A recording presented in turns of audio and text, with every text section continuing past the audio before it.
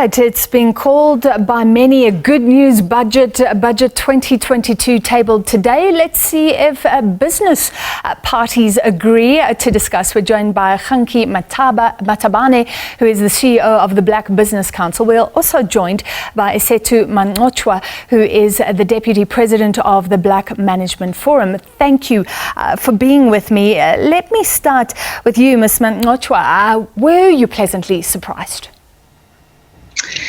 Thanks, Francis, and good evening to the SABC listeners. So as we anticipated when we were tabling our expectations for the budget, the 180 billion, what you would call almost a commodity windfall, was indeed used in the areas that we hoped it would be used. And that is really around debt reduction, which is very important for our fiscus, social relief, and really giving tax breaks, which is really putting rands back into the pockets of consumers so that they consume it in the economy, and that circle creates a level of economic growth. So that we were pleasantly surprised by. The other very pleasant surprise was around SOEs. So we had anticipated that some money would be allocated to the SOEs, and with the exception of a little bit of money to Eskom and some to Land Bank, we've seen a departure, actually, a welcome departure from the trend of really allocating billions and billions of rands to ailing SOEs. So we're very pleasantly surprised by the government really taking control of these SOEs. The finance minister did mention the Presidential SOE Council, which is really looking at whether some of these SOEs need to be consolidated, need to be restructured, and some of them we may not need them at all. And this is something we have been asking for quite a long time. So that was a really pleasant surprise. And then the Land Bank, which is just what I want to end with before I'm sure you go to my colleague, Mr. Matabane. There was an amount allocated to the Land Bank. It was allocated in the previous budget, but it will actually be appropriated or dispersed in this coming fiscal year. And they have had a delay, really, in implementing their repaying their lenders and getting out of the event of default. If we just cast our minds back a little bit, the Land Bank has been in an event of default since March of 2020. It's almost 3 years. And whilst we welcome the support of the Land Bank because it anchors a very important industry in our economy, which is agriculture, which is linked to job creation.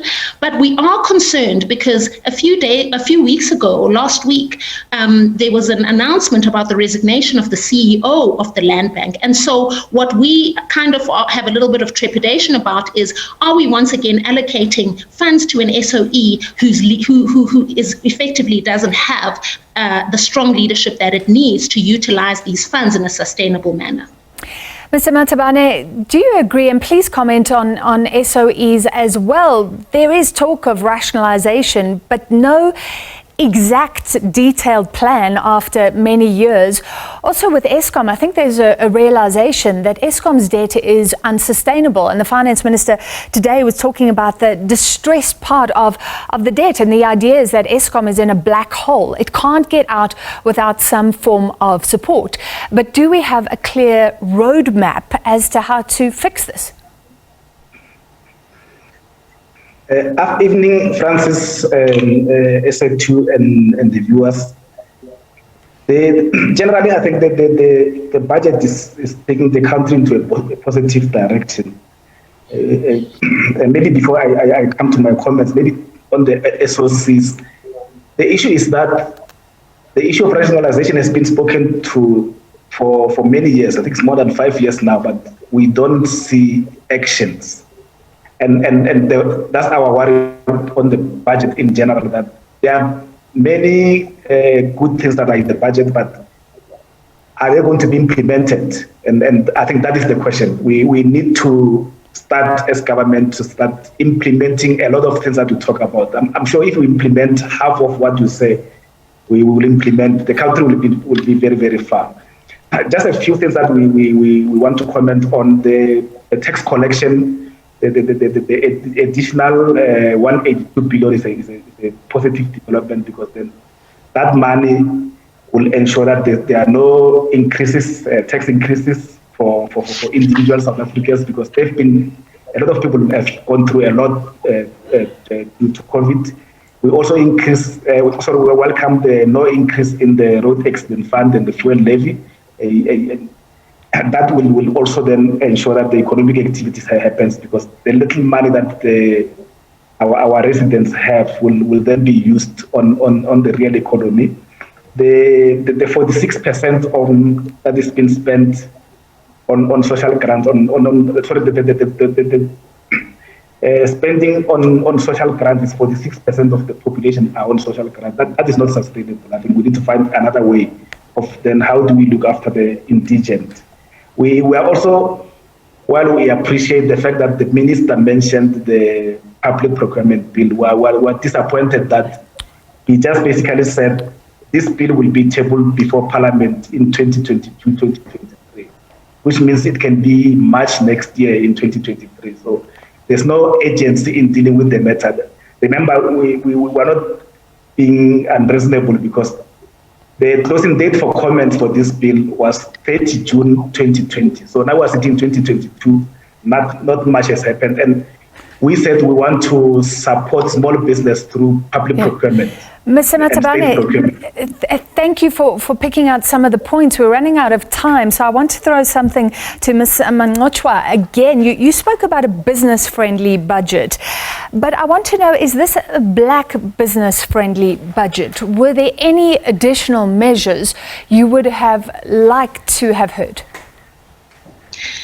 Thanks, Francis. So there was a section in the budget which was really speaking to the economic stimulus. And within that, he mentioned the massive infrastructure growth and the fact that that will be driven mainly by private-public partnerships. And what we as the BMF are going to keep a very close eye on is whether the private partners in the PPPs are either fully black or transformed businesses. So we didn't get that sense from the budget, but that is certainly something that we are going to be watching and we are going to be monitoring.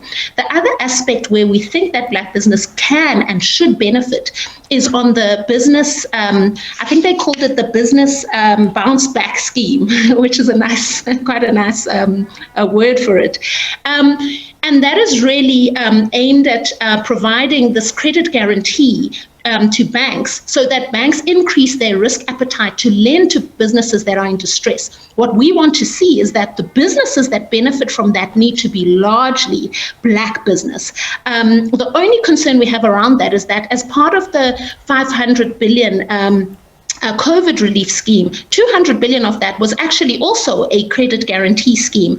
And the uptake was really, really bad. I think only 26% of people who applied got approved, and the total quantum of that came to 20 billion out of the 200 billion. So our question is really whether businesses will actually use the scheme, or really if you look at the 200 billion guarantee scheme where the uptake was really low, we would expect that there is a team that is actually trying to seek why that scheme was not successful. Otherwise, this one is at risk of also not being successful. But in what it seeks to achieve, we really want to ensure that it is black business that accesses the finance from banks, which will be subsidized by the credit guarantee scheme by government. Yeah, I think the idea is to find out what went wrong with the loan scheme the last time and make it better. Mr. Matabane, very quickly, do you agree? Was it specific enough about beneficiaries when it comes to black business specifically?